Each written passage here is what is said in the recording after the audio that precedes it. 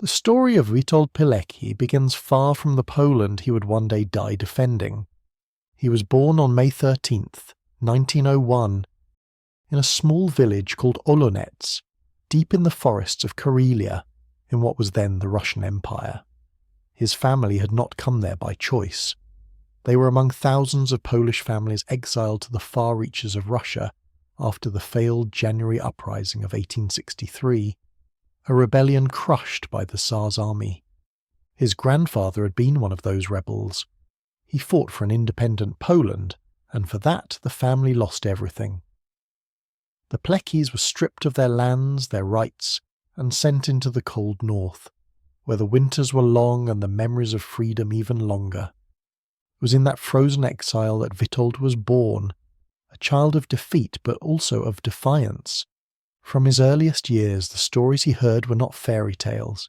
They were stories of resistance, whispered tales of uprisings, of men who refused to bow to empires.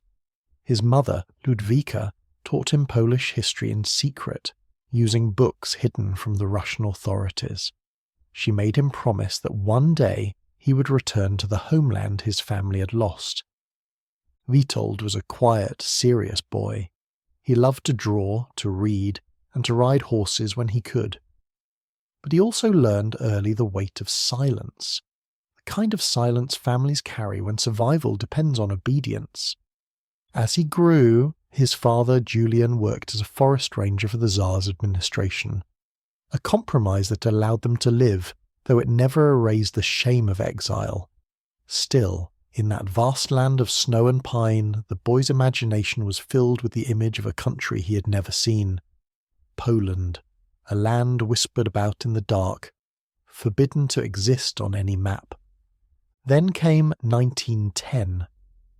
The Pilecki family quietly moved back westward, to the city of Vilnius, known then as Wilno, a city with a long Polish heritage, but under Russian control. It was there that Witold attended school and began to feel the stirrings of rebellion around him. By then, Europe was a continent trembling on the edge of war.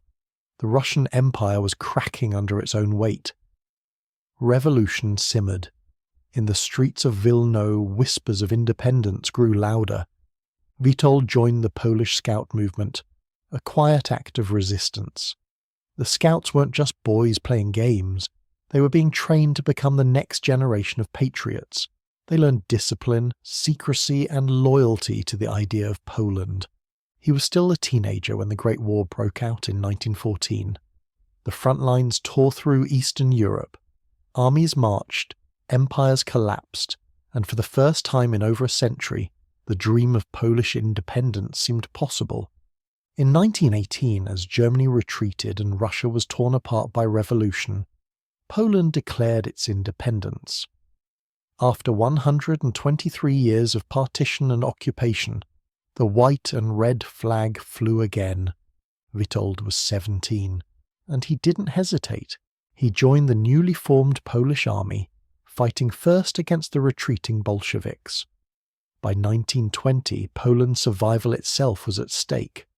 The Soviet Union, under Lenin, sent the Red Army westward, hoping to spread communism through Europe. Warsaw was on the verge of collapse. The Polish army, young, poorly equipped, and vastly outnumbered, stood between Europe and revolution. Witold fought as a cavalryman in the 211th Ulan Regiment.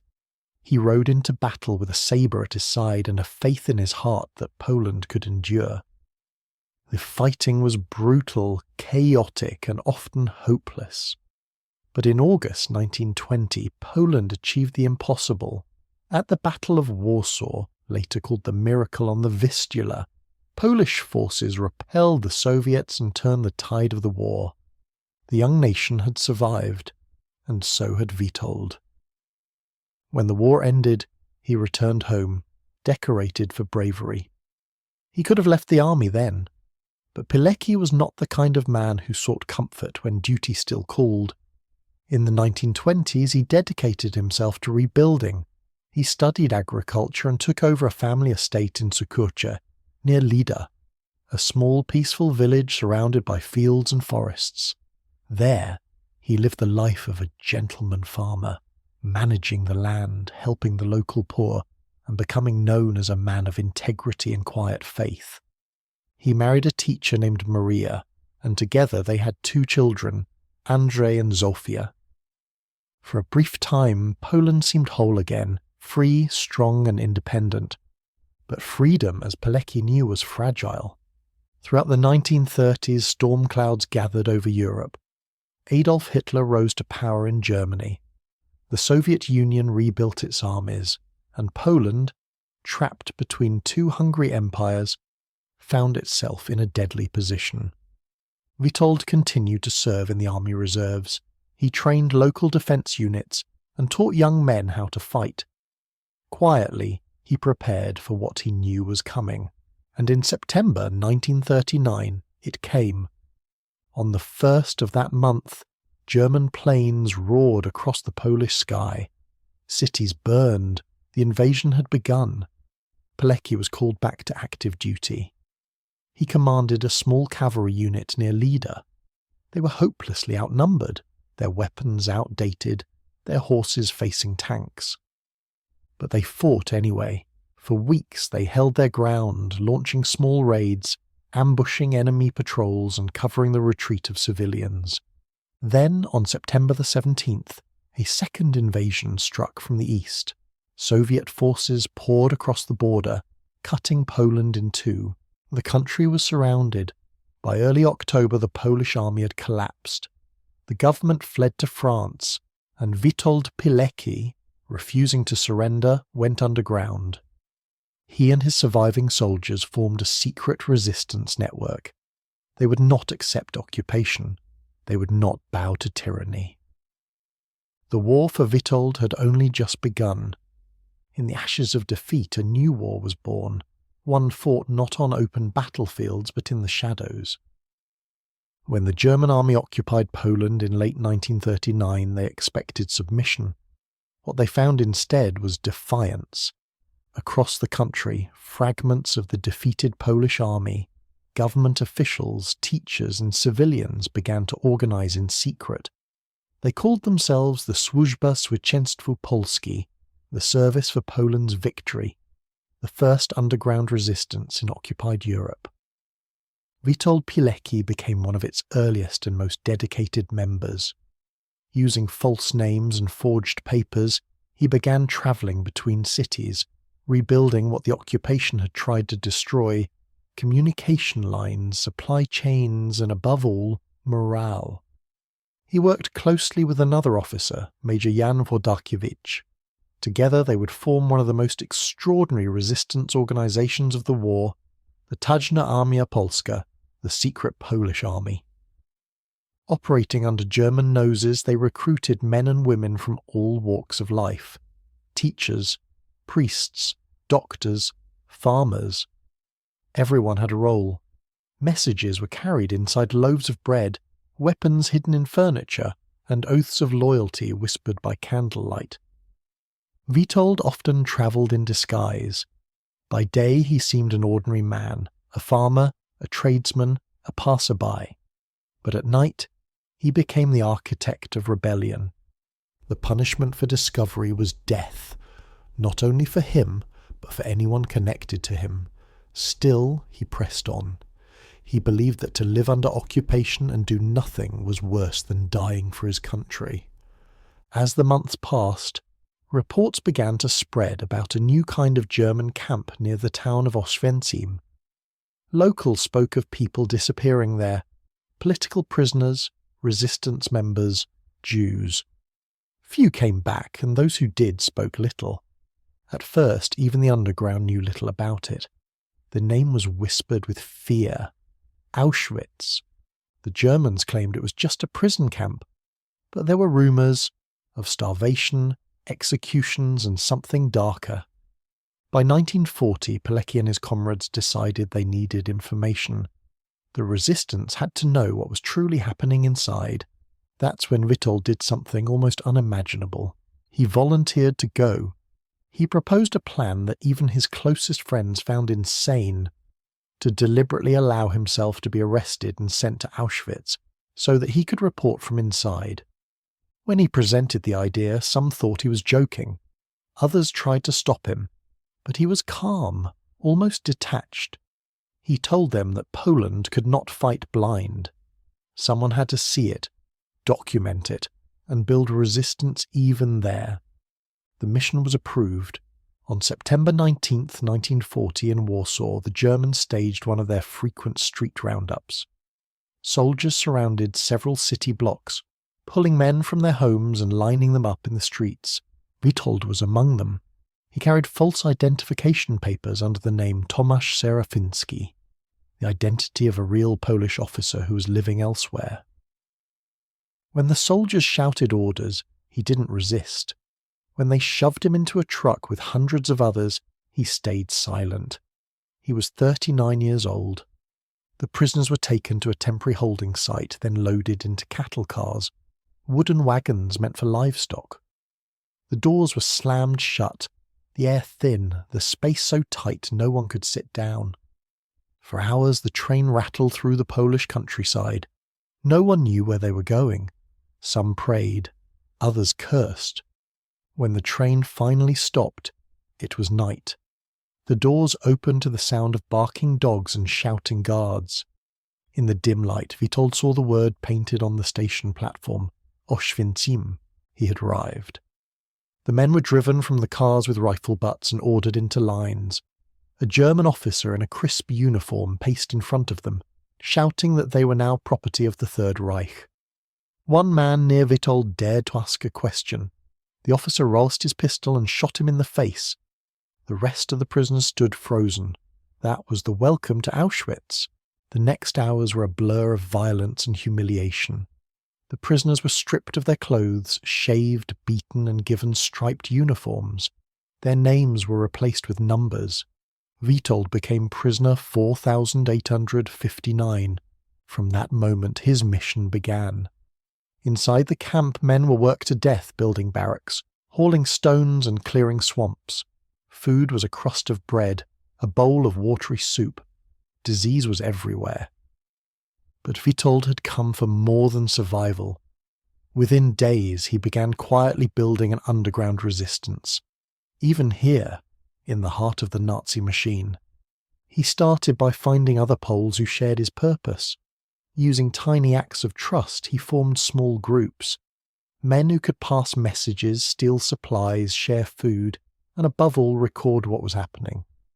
They smuggled information through civilian workers, coded letters in laundry shipments, and built hidden networks across the blocks.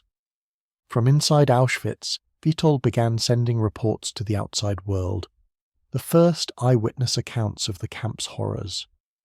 At first, even the Polish resistance doubted them. The story seemed impossible. But as more messages arrived, the truth could no longer be denied. Auschwitz was not just a prison. It was a place of systematic extermination. Pilecki had uncovered something far greater and far darker than anyone had imagined. Yet he stayed, not for days, not for weeks, but for nearly 3 years. Every morning he woke up to death. Every night he risked his life to keep hope alive among the doomed. He organized secret prayer meetings, encouraged men to resist despair, and helped the sick. He believed that even in hell humanity could survive. Auschwitz, late 1940. The camp was still new then, a place built to break the spirit of Poland. The first prisoners were mostly political, soldiers, teachers, priests, and anyone suspected of resisting German rule. Witold Pilecki had entered this world as a spy in chains, but he refused to become a victim. His first days were consumed by survival. The guards beat prisoners at random.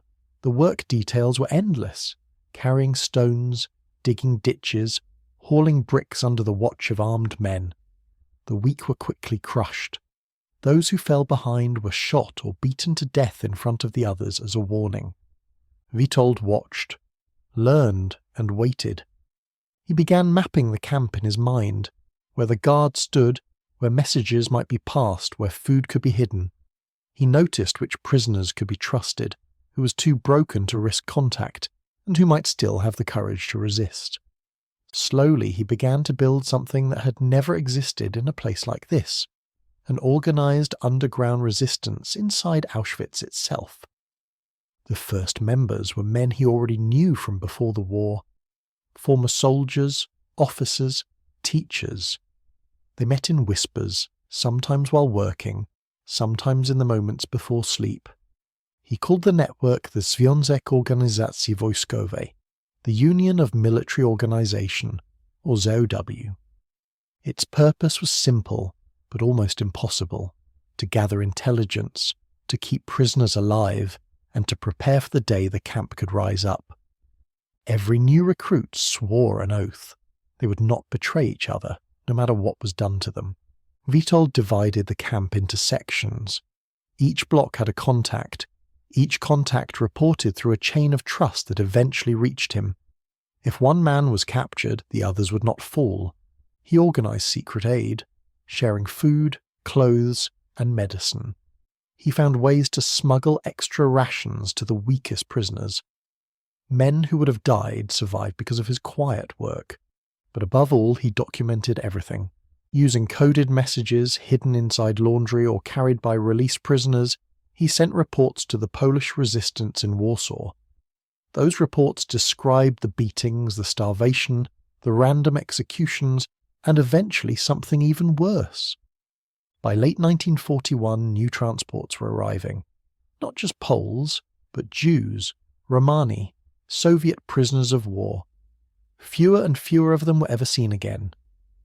From within the camp, Pilecki's network began to learn what was really happening behind the barbed wire of Auschwitz II, Birkenau. They watched as the Germans expanded the camp, built new barracks, and began constructing strange buildings with sealed doors and tall chimneys. The smell of burning flesh filled the air.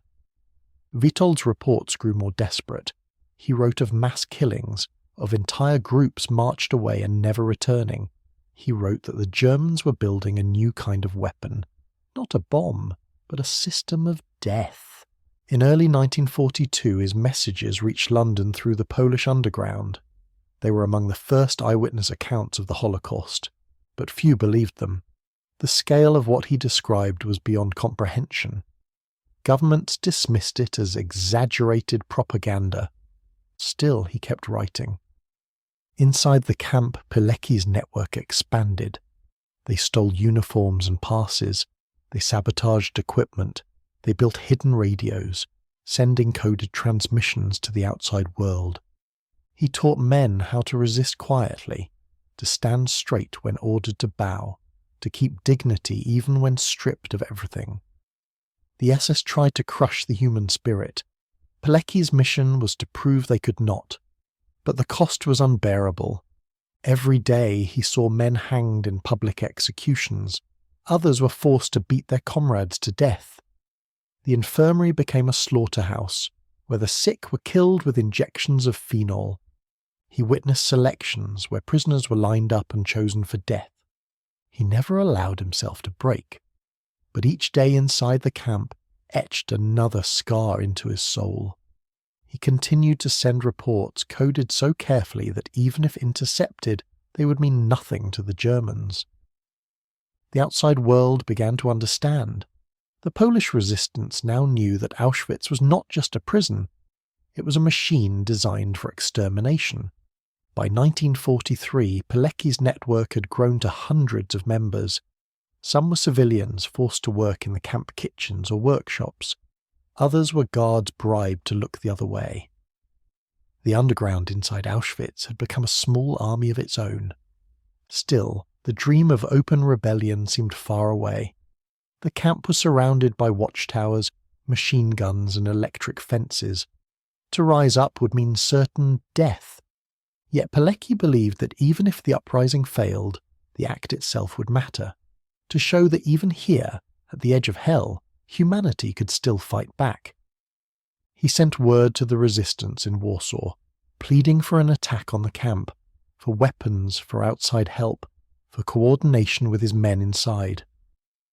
The response came, but it was not what he had hoped. The Home Army leaders believed such an operation was impossible. The Germans were too strong, the camp too fortified. Any assault would lead to massacre. For Pilecki, that answer was devastating. By 1943, he had been inside Auschwitz for nearly 3 years. He had completed his mission. He had gathered proof of the unimaginable. But now he realized that if he stayed, he would die without being able to do more. The resistance outside needed him alive, and so he made a decision to escape. By the spring of 1943, Witold Pilecki had been imprisoned inside Auschwitz for over 2.5 years. He had built an underground network, documented genocide, and sent reports to the outside world. His mission was complete, but his time was running out. Disease, hunger, and the constant threat of execution shadowed every moment. Many of his comrades had already been caught and killed. The camp was tightening. Searches had become more frequent, punishments more brutal. Pilecki knew that if he stayed much longer, the Germans would eventually uncover him. He decided to do the impossible once again. He would escape from Auschwitz. The plan was as dangerous as anything he had ever attempted. He chose 2 trusted comrades to go with him, Edward Ciesielski and Jan Redze, both men who had fought alongside him in the underground. They had waited for months for the right moment. A night shift at the bakery outside the main camp fence, one of the few places where prisoners could move with slightly less supervision. On the night of April 26, 1943, they made their move. They waited until the guards were distracted, then quietly slipped away into the darkness. Crawling through a narrow opening, they reached the outer fence. Beyond it lay miles of open ground, and beyond that, German patrols. The fence was electrified. They had stolen a pair of wire cutters and insulated gloves, smuggled piece by piece through work details.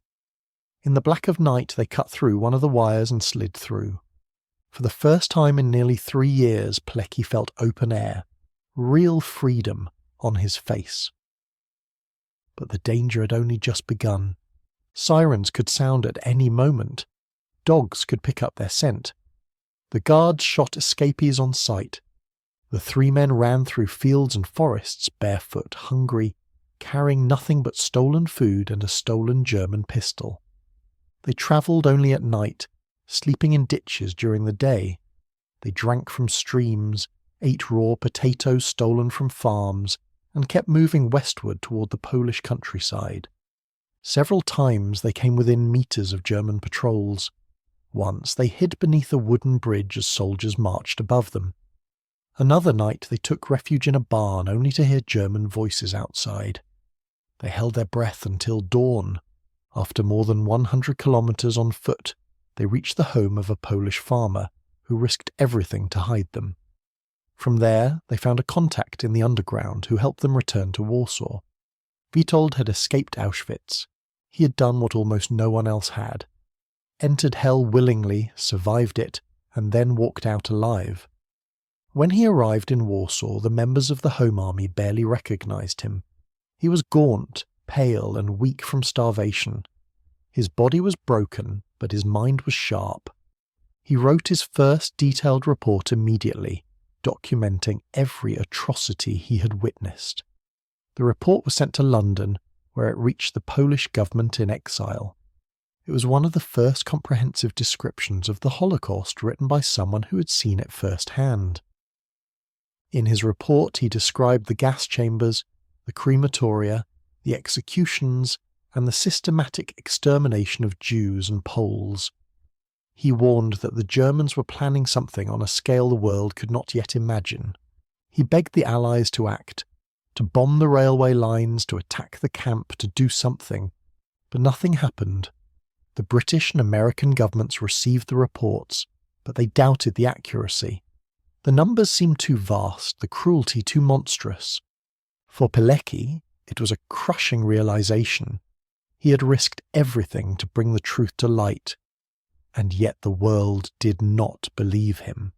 Still, he did not stop. Too much remained to be done. Poland was still enslaved. The resistance still needed men like him. Witold rejoined the underground, now operating under the unified command of the Armia Krajowa, the Home Army. He began working on plans for a national uprising against the Germans, coordinating secret intelligence networks and stockpiling weapons.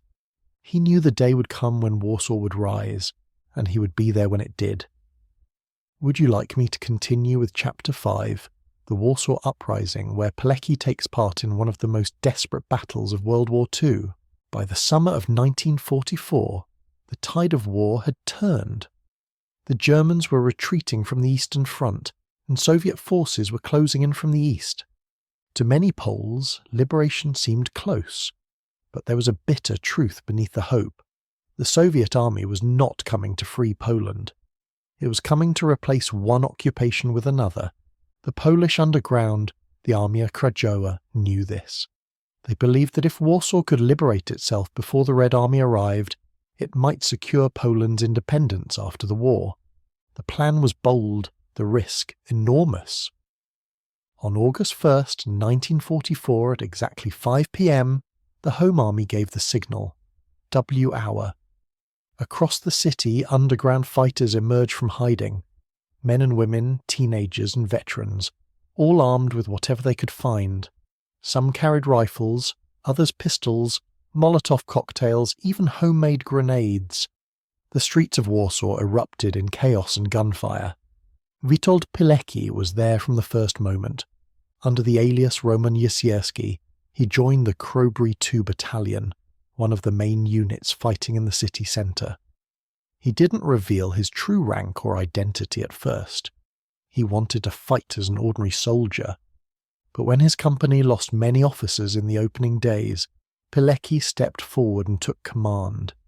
He led from the front, through the barricades, through the smoke and rubble of bombed-out buildings. For the first time since 1939, Polish soldiers fought openly under their flag. They fought for every street, every house, every floor of every building. The Germans responded with overwhelming force. Tanks, artillery, bombers, and flamethrowers turned Warsaw into a sea of fire. Entire city blocks vanished under explosions. Civilians joined the struggle, nurses, couriers, even children serving as messengers. For 63 days, the people of Warsaw fought with courage that defied logic. Pilecki's men held their ground in the Śródmieście district. They built barricades from bricks and overturned trams, defended rooftops, and counterattacked when the enemy advanced. In the midst of the destruction, there were moments of humanity. Soldiers shared food with starving families. Priests held mass in the ruins of churches. Flags made from torn sheets fluttered from shattered windows. But as the weeks dragged on, the cost became unbearable. The Germans showed no mercy. When they captured a district, they slaughtered its inhabitants. Tens of thousands of civilians were killed. Entire neighbourhoods wiped out. The Soviets, camped just across the Vistula River, did nothing. They watched from the opposite bank as Warsaw burned. By late September, the uprising was collapsing. Ammunition was gone. Food was scarce. The city was reduced to rubble. On October 2nd, 1944, after 63 days of desperate resistance, the surviving Polish commanders agreed to surrender. They had fought longer than the defenders of Paris, longer than the Battle of Stalingrad's initial phase, longer than anyone had believed possible. Witold Pilecki was wounded and taken prisoner. The Germans recognized him as an officer and sent him to a POW camp, Oflag 7A in Murnau, Bavaria. Even in captivity, Pilecki became a source of strength for others. The younger prisoners called him father. He shared his food, organised discussions, and encouraged those who had lost hope.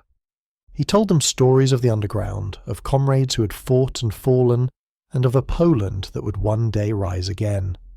On April 29, 1945, American troops liberated the camp. The war in Europe was nearly over.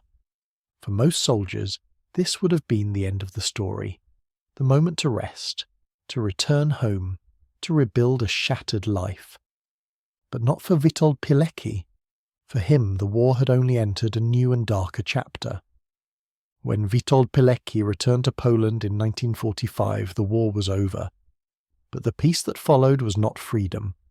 The Red Army had driven the Germans out, yet Poland was not its own. It was now under Soviet control, governed by a communist regime loyal to Moscow. For many who had fought for a free Poland, it felt like a cruel joke. They had survived one totalitarian nightmare, only to awaken in another. Pilecki saw it clearly from the start. The new authorities were not liberators. They were conquerors wearing different uniforms. Former members of the Home Army were being arrested, imprisoned, even executed. Anyone who had fought for the Polish government in exile was seen as an enemy of the state. But Pilecki could not stay silent. He left the relative safety of Italy, where many Polish officers had fled, and made the dangerous decision to return home. His mission was simple in words, but deadly in practice: to gather intelligence on Soviet activities in occupied Poland and report to the Polish government in exile in London. He returned using false papers under the name Tomasz Serafiński. Warsaw was a graveyard. The city he had fought for was gone, a skeletal ruin of walls and memories. He found shelter in what was left of it and began rebuilding a network of trusted contacts. He collected information on arrests, deportations, executions, and the growing terror imposed by the Soviet-backed secret police, the Bezpieczeństwa, known as the UB. It was a new kind of occupation, more silent but no less cruel. The UB had infiltrators everywhere. Neighbours spied on neighbours. Conversations were monitored. Disappearances were routine. Pilecki worked under constant danger.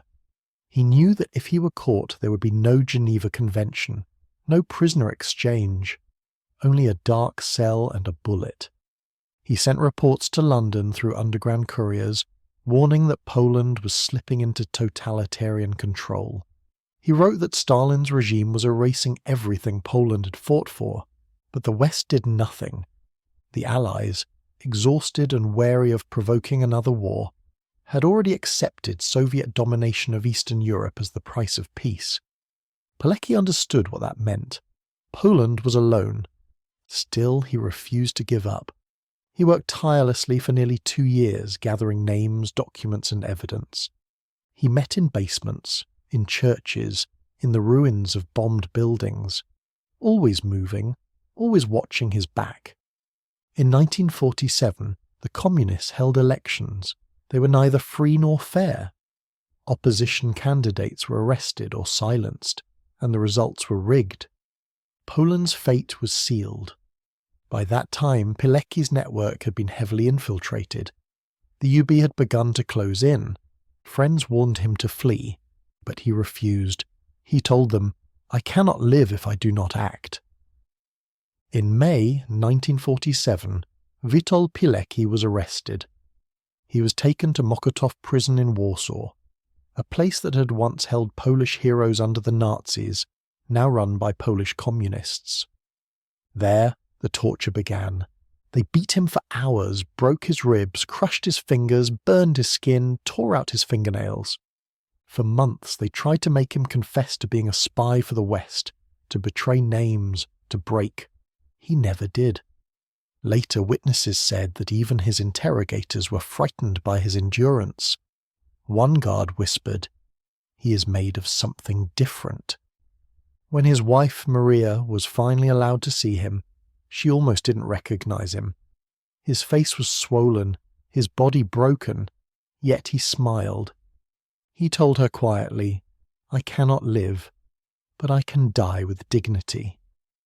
In March 1948, after a show trial filled with lies and fabricated charges, Pilecki was sentenced to death. He listened to the verdict without emotion. He had been through Auschwitz. He had seen men die in ways most could not imagine. He was not afraid.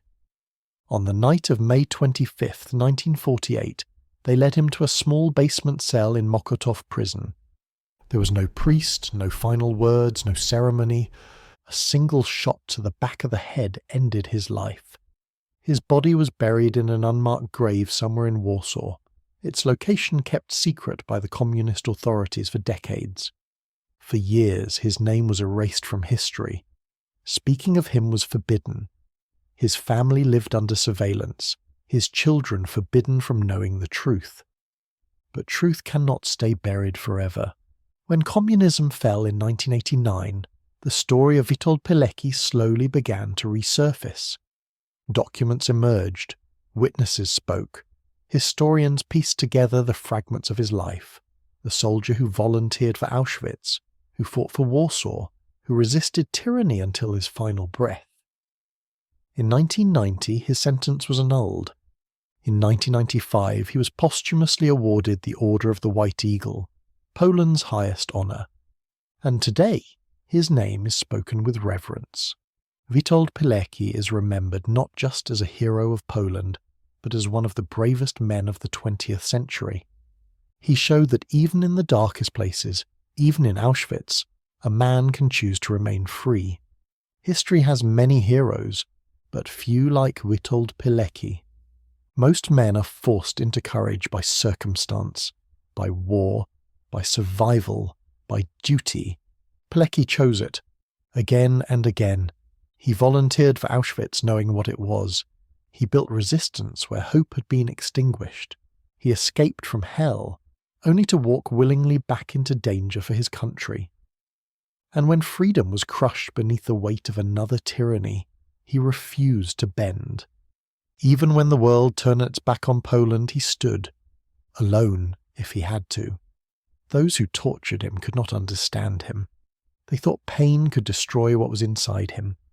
But Pilecki was not just fighting for himself, he was fighting for something they could never touch. He once wrote, "I tried to live my life so that the moment of my death would be beautiful." For him, beauty was not comfort or safety. It was sacrifice. It was truth. It was refusing to surrender what made him human.